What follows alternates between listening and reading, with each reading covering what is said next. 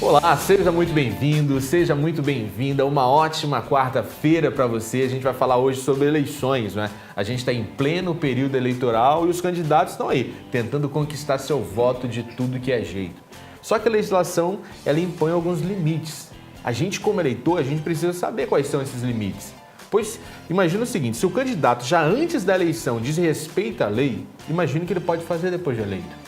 Para aprender mais sobre a legislação que regula a eleição, eu trouxe aqui um advogado que é especialista nesse assunto. O Bom de Papo tem a honra de receber o doutor Luciano Ceotto. Doutor, muito bem-vindo, uma alegria tê-lo aqui para conversar com a gente sobre esse tema que é a crista da onda agora, né? Muito obrigado, Fábio. Eu que agradeço pela oportunidade de estar aqui com vocês. Há quanto tempo o senhor se dedica à legislação eleitoral? Há pelo menos 18 anos. Desde a eleição do ano 2000, a gente tem atuado nesse ramo da advocacia eleitoral e que não deixa de ser uma coisa que a gente já faz por vocação. É um ramo muito vibrante, muito importante, tem amadurecido junto com a democracia brasileira e a gente espera que num ano tão importante como esse de 2018 vá ter mais um salto de qualidade e robustecer mais as Eu posso supor, então, que o senhor trabalha a cada 2 anos, então? Na verdade, cada não. eleição? Na verdade, não. Porque as eleições são o ponto máximo do processo eleitoral. Mas existem uma série de outras situações que elas continuam após as eleições e atos que são praticados também antes das eleições.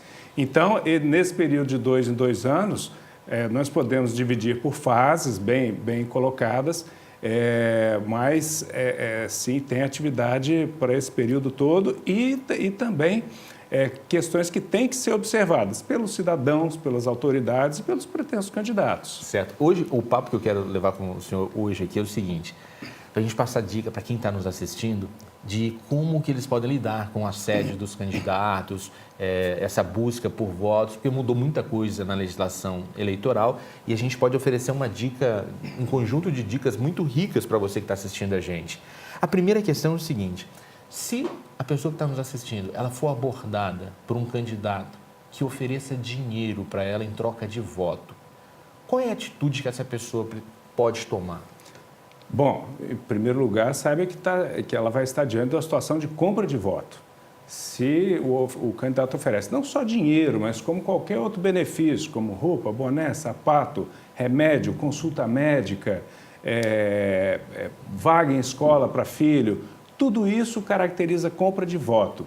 Então, a pessoa tem que saber o seguinte, ao aceitar um benefício como esse, ela está contribuindo para a prática desse ilícito de compra de voto, está participando de um crime, que compra de voto também é crime, e está jogando fora também o seu direito como cidadã, porque quem vende o voto depois também não pode cobrar nada de quem foi eleito à custa do voto comprado. Quem compra o voto, a primeira coisa que faz depois de se eleger é te vender.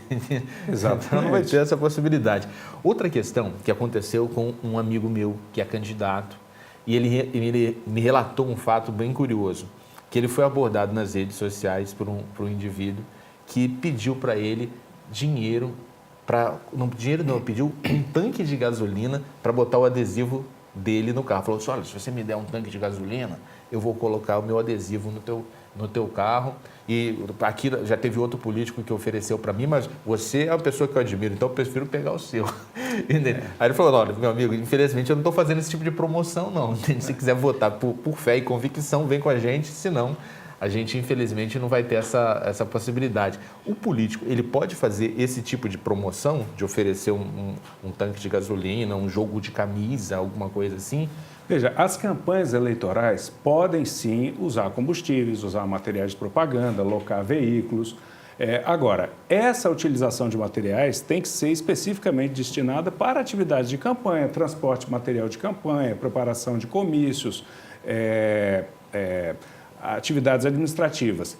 Quando um eleitor pede ou um candidato oferece combustível em troca de adesivar o carro, isso é um aspecto da compra de voto. Sim. Na verdade, nesse caso aí que o seu amigo te narrou, o eleitor ele está já propondo a venda do voto, que é simétrico com a compra, é ilícito do mesmo jeito. Sim. Infelizmente, isso é uma prática... A legislação, ela pune o candidato que compra o voto. Existe algum tipo de sanção, de penalização para o eleitor que se oferece a vender o voto? Existe sim. É um crime, está no artigo 299 do Código Eleitoral. É punido tanto quem compra o voto, tanto quanto quem vende o voto, inclusive na modalidade tentada. Então, é um cuidado que os candidatos têm que ter, mas é um zelo que o eleitor também deve ter, porque o eleitor, às vezes, muito desacreditado, pensa que na eleição é o único momento que ele pode ganhar alguma coisa, só que esse ganhar alguma coisa não é a forma lícita de se fazer. Então, na medida que ele tenta aproveitar de um candidato mal intencionado que faz esse tipo de promoção, ele está contribuindo para destruir a democracia e se prejudicando também, com a possibilidade de ser até preso. Exato, e a sua fala é muito interessante, doutor, porque durante algum tempo um brinde, vamos colocar assim, que era muito oferecido por políticos era a dentadura. Eles davam dentadura para as pessoas e a pessoa achava que ao ganhar a dentadura, eu ganhei alguma coisa do político. Mas ela não consegue perceber que esse sistema político fez ela perder todos os dentes. A dentadura é nada perto do que ele perdeu. Ou seja, se ele não reinventa esse processo, ele vai condenar os filhos dele a ser desdentado, aos seus netos, gerações e gerações, por ser conivente e coautor, né, desse tipo de prática política. Infelizmente, já aconteceu muito isso na história do nosso país, aproveitar da miséria e das necessidades mais básicas do povo para poder alcançar o poder político. O nosso povo, Fábio, tem que ter atenção para privilegiar políticos que vão tratar o dinheiro público com respeito, de forma razoável, que vão economizar o dinheiro público para usar naquilo que realmente precisa. Nós temos um mal muito grande no país, que é achar que alguém alcança o poder político, então ele já faz jus a uma opção de mordomia. Então ele tem telefone, carro, assessor, gabinete. Ora, a gente tem que refletir, é isso que a gente precisa? Ou é um médico no posto de saúde? Ou é o guarda, o policial de trânsito na rua, ou o policial militar? Então, são essas escolhas que a gente faz no momento de eleição. O momento de eleição é o momento de discutir esse tipo de situação. Talvez esse excesso de benefícios, né, que são oferecidos aos políticos, talvez remonte até uma herança cultural do período imperial. Né? Todo mundo que chega naquela posição de poder quer trazer uma corte junto a si. É uma coisa interessantíssima. Eu vou fazer o seguinte, a gente vai fazer um rápido intervalo, só que eu quero deixar uma questão para o próximo bloco, para a pessoa que está nos assistindo aqui ficar bastante atenta, que é a questão das pichações, não, aquelas publicidades que são pintadas em muro. Durante muito tempo se ofereceu o muro como uma espécie de um outdoor para campanhas políticas dentro desse período eleitoral. Só que existem mudanças nesse campo. E eu quero que você que está assistindo, você que tem um muro na sua casa, que está pensando em alugar o seu muro para um candidato, para uma campanha, fique com a gente, porque no próximo bloco você pode ter uma surpresa em relação a essa sua tentativa de locação de muro, que talvez seja desagradável para você. Fica com a gente que a gente volta daqui a pouco, é um rápido intervalo.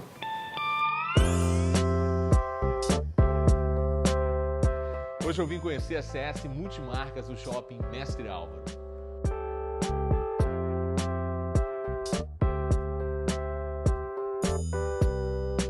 E eu fiquei surpreso com a variedade de marcas que eu encontrei aqui.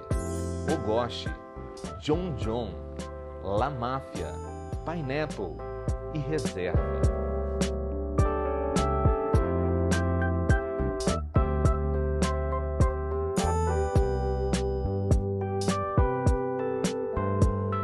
A CS Multimarcas você encontra no Shopping Mestre Álvaro, no Shopping Boulevard e em Santa Mônica.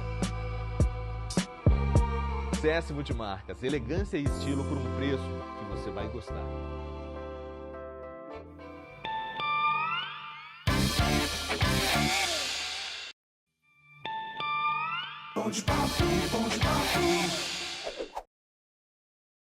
Com o cartãozão Medcar, você e sua família têm acesso a serviços de saúde em clínicas modernas com alto padrão de qualidade no atendimento.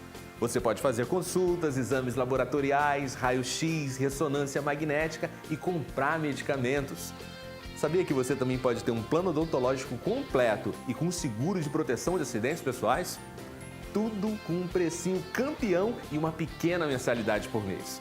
Ah, e o melhor é que com um cartãozão tamanho família você pode incluir vários dependentes. Acesse agora cartãozão.com.br ou ligue para 3225-4700 e conheça o Medcar, cheio de vantagens e benefícios para você e a sua família.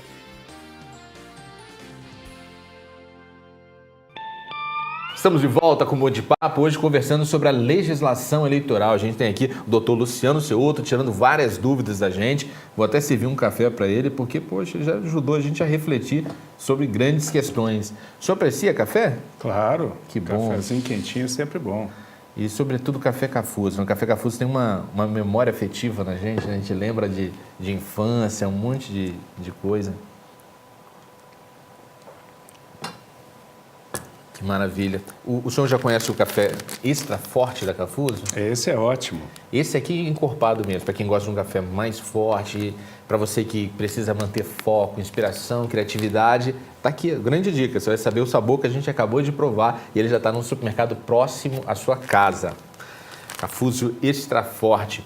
A gente vai agora, doutor, para um quadro chamado Papo de Rua. A gente simulou que um amigo nosso era candidato e a gente foi para a rua ver se as pessoas dariam um testemunho de credibilidade a ele sem nunca ter visto, até porque ele nunca foi candidato a nada. Vamos ver como é que as pessoas reagiram ao nosso candidato Mário Sérgio.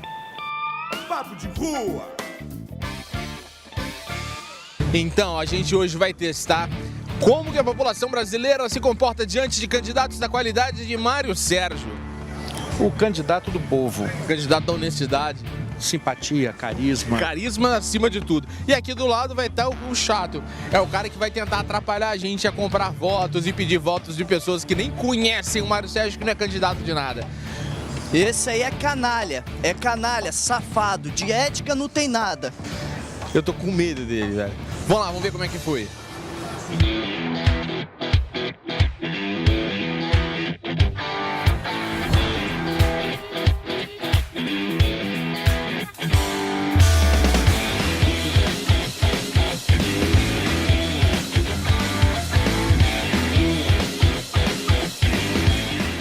Mário Sérgio, esse eu confio, meu grande amigo. Mário Sérgio, esse eu confio. Mário Sérgio, esse eu confio. Mário Sérgio, o candidato da terceira idade. Mário Sérgio, esse eu confio, esse é o candidato da juventude. Meu nome é Mário Sérgio, sou candidato pelo PHD a prefeito da sua cidade, partido da Harley Davidson. Mário Sérgio, você é o meu candidato, me ajudou muito. No Mário Sérgio eu confio. Mário Sérgio, em você eu confio. Esse senhor, a senhora conhece ele? Não conhece ele? Conhece ele? Não conhece? Ele... Eu também não conheço a senhora também. Ele é o Mário Sérgio. Ele é candidato a prefeito. Só que a primeira eleição dele é do PHD, as pessoas não conhecem ele ainda. A gente está gravando material para propaganda eleitoral dele. Teria como só falar assim, Mário Sérgio, esse eu confio, só para a gente poder usar na propaganda. Tudo mentira. É porque com essa mentirada que já tá lá em cima. Então vai ser só mais uma mentirinha de leve. Só falar o seguinte, Mário Sérgio, esse eu confio. Só isso. Só não precisa confiar, não. Só falar. Nem eu confio. Você eu conheço? É, Mário Sérgio, ainda não, né? Fica tranquilo, eu também não te conheço, só quero a gravação mesmo. Você não precisa confiar, é claro. Pode ser? Beleza. Você pode falar o que você quiser, porque é tudo mentira. Você sabe como essas coisas funcionam, né? Mário Sérgio, você é o meu candidato, me ajudou muito. Me ajudou, me deu uma bolsa de estudo, agradeço muito a ele. Você conhece ele? Conheço, ele conhece. Como é que é o nome dele? Hein? Como é o nome dele? Só esqueci o nome dele. Exatamente. Só esqueci o nome dele. Ó, senhor. É canalha. É outro. É outro. Tá pedindo voto. Tira esse rapaz daí. Esse rapaz tem problema. Todo mundo tem direito de vizinho. Né? E qual que não é, meu filho? Você não assiste jornal não, canalha. Esse aqui é um canalha. Não assiste não. Safado. Se rolar um cachê, você participa? Se rolar um cachê, você fala que eu sou um bom candidato? Mário Sérgio, esse eu confio, você pode confiar. Você não confia nele? Não, eu como vou comprar uma pessoa que eu não conheço? E um cachê, se a gente acertar um cachê aí? Não, nem cachê. Na verdade, o que a gente está fazendo aqui é uma matéria de rua para ver como que as pessoas reagem aos políticos atualmente. Era só isso que eu podia fazer. E você está filmando, né? É. E você foi aprovado no teste, porque você não se vendeu por R$50. Com certeza, jamais. As pessoas às vezes me perguntam o que eu faço para ter as minhas contas equilibradas o ano inteiro. Bom, sempre que eu preciso de dinheiro, eu vou na Dacasa Financeira. A Dacasa me ajuda e ainda dá até 60 dias para começar a pagar o meu empréstimo pessoal. Além de ter dinheiro na mão, na hora e sem complicação, eu ainda aproveito para pagar todas as minhas contas com muito mais facilidade e segurança. É mais fácil viver assim, com uma vida equilibrada. Conheça o empréstimo online da Dacasa Financeira. Tá aí, o Mário Sérgio, né? Você vê que as pessoas, mesmo sem conhecer, elas franquiam apoio, credibilidade. Ou seja, se existem políticos ruins, a gente também tem que se sentenciar que existem eleitores também que precisam amadurecer a participação política, né? Essa é uma questão de consciência. A gente tem que saber que o momento em que a gente participa do governo do nosso país, do nosso estado, do nosso município, é o momento que a gente exerce o direito de voto. Voto não é obrigação, voto é um direito, é o nosso direito de participar. Então, se você trata o seu poder, o seu direito dessa forma, você não vai esperar que os nossos prefeitos, governador, presidente, deputado vão agir de forma diferente. Tem que dar valor, tem que levar a sério as escolhas que a gente faz. Sim, olha só, eu falei no bloco passado para a pessoa que está lá interessada em alugar um muro, para um candidato, para uma campanha. Durante muito tempo se fez uso dessa possibilidade financeira, né, de você arrendar o seu muro para um candidato fazer propaganda. Nessa eleição, é possível arrendar o muro novamente? Nessa eleição não é possível fazer pichação e também não é possível cobrar pela utilização do muro para a fixação de propaganda. Isso já vem desde uma reforma eleitoral do ano de 2006, que proibiu outdoors. E aí, proibindo outdoors, o tamanho das propagandas eleitorais foi reduzindo. Outra coisa que nessa eleição a gente não está percebendo, como já viu em várias outras, é a figura de carros de som. Não está rodando carro de som na cidade. Isso tem algumas explicações. A primeira delas é que na reforma de 2015, o tempo de campanha encurtou. Antes era de 90 dias, encurtou para 45 dias. Um outro ponto é que o financiamento das campanhas eleitorais no Brasil está estrangulado. Hoje você só pode financiar campanhas por doações de pessoas físicas, limitadas até 10 salários mínimos, e com dinheiro do Fundo Especial de Financiamento de Campanha. E, num último ponto, um novo entendimento que está se abraçando aí de que os mini-trios, os carros de som, só podem acompanhar carreatas, caminhadas, cavalgadas. Então, aquela piruinha que ficava rodando na cidade sozinha, sem um candidato ou sem acompanhar uma carreata, isso está sendo entendido como uma transgressão à legislação eleitoral. Então, juntadas essas três coisas juntas, a gente está vendo uma campanha muito xoxa, né? Me parece que está sendo silenciosa, né? Silenciosa. Outra questão que o nosso eleitor, o nosso telespectador tem muito questionamento é a respeito da urna eletrônica. Muita gente não acredita na eficiência da urna eletrônica e recentemente, inclusive, foi sugerido que o voto eletrônico tivesse casado com o voto impresso. Como ficou essa situação? Houve a aprovação de um projeto de lei que um percentual das urnas eletrônicas teria acoplado a ela uma impressora e que, quando o eleitor votasse, o voto seria impresso e entraria numa urna lacrada. Uma ação direta de inconstitucionalidade proposta pela Procuradora-Geral da República, a doutora Raquel Dodge, foi acatada pelo Supremo Tribunal, que entendeu que a impressão do voto poderia violar o princípio do sigilo. Daí, portanto, eliminou a possibilidade de urna com impressão de voto. E eu vejo muitos jovens pedindo a volta do voto impresso, mas eu vejo que talvez seja até por desconhecer como que era o mecanismo de contagem de voto. Se tem um lugar que dava para você malandrear a contagem, era justamente naquela hora de contagem ali. Exatamente. O eletrônico você tem como auditar de uma maneira mais precisa do que a galera contando voto a voto ali nas sessões. As pessoas ficam fantasiando, achando que na época do voto impresso não havia possibilidade de fraude. Ao contrário. Houve época em que o nome do seu candidato a deputado estadual, federal, senador tinha que ser escrito, ou escrito o nome ou o número. Agora, você imagina, com a dificuldade de caligrafia que a gente tem, como é que o mesário vai interpretar o nome? Imagina a variação de nome, de letra. Caligrafia e ortografia. Né? Exatamente, a confusão que isso não dava. Ainda tinha o problema dos votos em branco, porque os votos em branco, se alguém quisesse fraudar a eleição, preenchia com o nome do candidato da preferência dele e computava um voto que foi posto em branco na urna, mas acabou indo para alguém. Então, é uma ilusão achar que a eleição é fraudada porque a urna é eletrônica. Olha, sinceramente, eu não acredito. E de tempos em tempos eles convidam hackers do mundo inteiro a tentar invadir o sistema do TRE e ninguém consegue invadir o sistema, né? Já fizeram de tudo, ou seja, ele é feito de uma maneira extremamente segura, não é?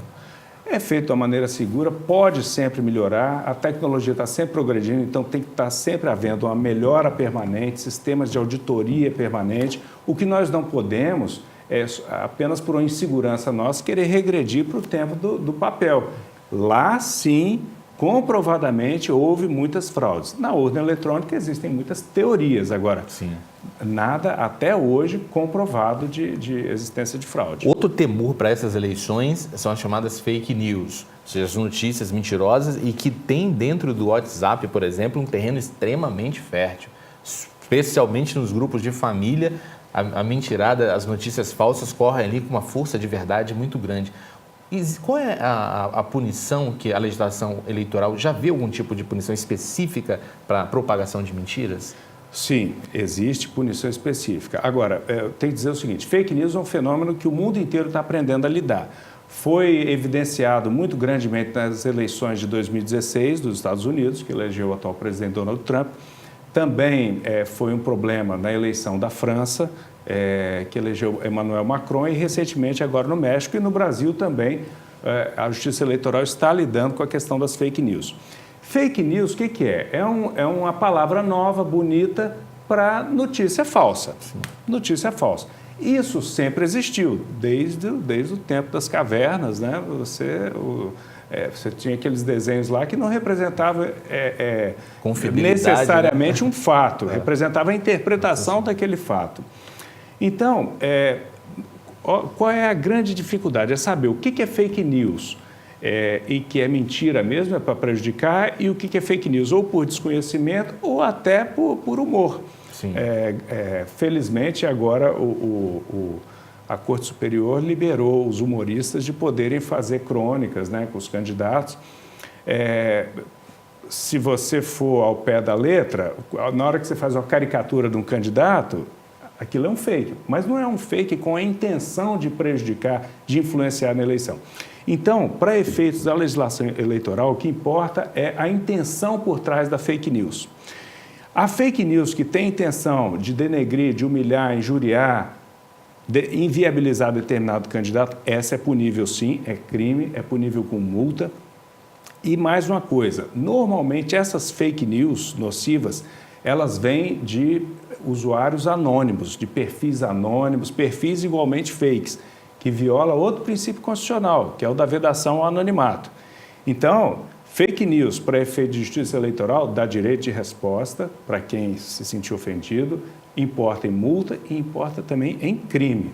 E para quem compartilha? O cara pegou, recebeu a mentira, passou a mentira para frente. Esse indivíduo, ele é cúmplice, ele é coautor desse crime? Depende do propósito, e aí é uma questão de prova que nem sempre é fácil.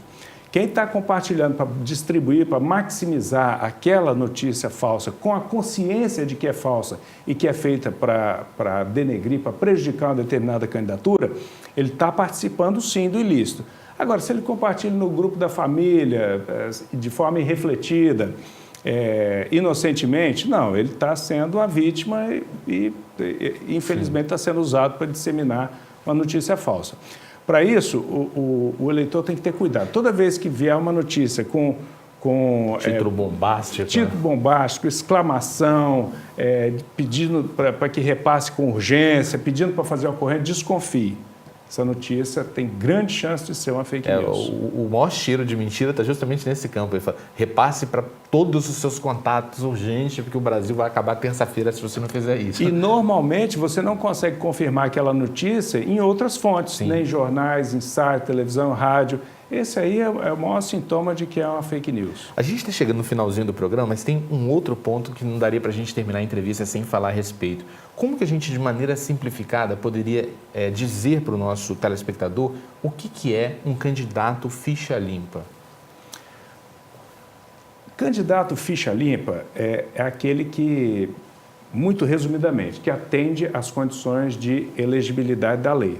Mas, simplificando mesmo, é o quê? É você examinar a vida anterior, o currículo do candidato, ver se ele já ocupou cargos públicos, se nesse cargo público, como é que ele ordenou a verba pública, se ele tem algum tipo de condenação contra ele, se ele tem reprovação de contas, se ele já foi condenado criminalmente. Então, assim, muito resumido, é isso, é você verificar a vida anterior desse candidato. Que a gente, por exemplo, sem citar nomes, é claro, a gente nessa eleição para presidente tem candidato que é condenado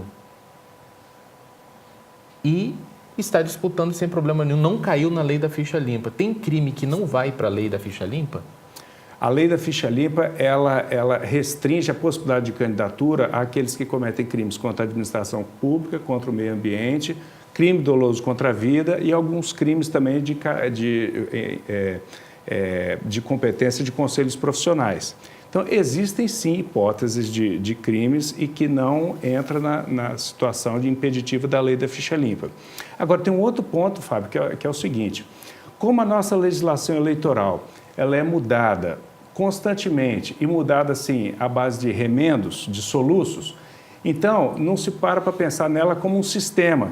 E aí acaba havendo anomalias como essa da gente já estar na iminência do dia da eleição e você não sabe ainda quem é candidato registrado e quem não é. Sim. E essas mudanças acabam acontecendo porque quem faz a reforma eleitoral é justamente quem foi eleito pelo próprio sistema, né? Não dá para mudar a regra do jogo, você está me beneficiando, né? Ninguém serra o próprio galho onde está sentado. Então, se não houver pressão, mobilização popular e uma proposta séria de reforma e que seja para vigorar daí a 2 ou 3 eleições, dificilmente vai se conseguir aprovar alguma coisa que realmente seja de interesse do povo. Eu queria que o senhor deixasse uma dica final para as pessoas que estão nos assistindo. Tem algum site onde elas possam buscar mais informação a respeito da legislação eleitoral, sobre essas mudanças? A Justiça Eleitoral, ela faz campanhas de conscientização no próprio site do Tribunal Superior Eleitoral, tem informações muito importantes, tem sites de organizações não governamentais, que é Contas Abertas, que é o site da Transparência Brasil, com projeto de verificação da vida de candidatos, é o projeto Excelências. Então, quer dizer, hoje o eleitor ele tem acesso, ele tem meios para poder buscar essa informação para fazer a melhor escolha. E é o que a gente recomenda sempre. Pense, reflita, porque o voto é o momento em que ele participa da vida política nacional e não pode ser desperdiçado. Maravilha. Eu quero deixar para você uma dica também. Você deixou as suas dicas, eu quero deixar uma dica para você. Sempre que você receber uma notícia no seu WhatsApp, no seu Facebook, na sua rede social e que você desconfiar que essa notícia não seja verdadeira, eu vou indicar um site que checa notícias falsas. Você vai lá buscar, o site é e-farsas.com. Você também pode procurar uma outra página chamada boatos.org.br. Vai lá que provavelmente essa notícia que está bombando já foi analisada, estudada, eles vão falar se é verdade ou se não é. E aí você vai ter certeza que está passando para frente uma notícia verdadeira e não mais um boato alimentando essa indústria do crime. É uma indústria do crime quando você passa mentiras para frente. Doutor, muito obrigado por esse papo. Foi muito esclarecedor para mim e para quem está nos assistindo também. Eu que agradeço. Para mim é um privilégio estar aqui. Maravilha. Eu agradeço a você pela audiência e te espero amanhã em uma nova edição do Bom de Papo. Um forte abraço e até a sua vitória.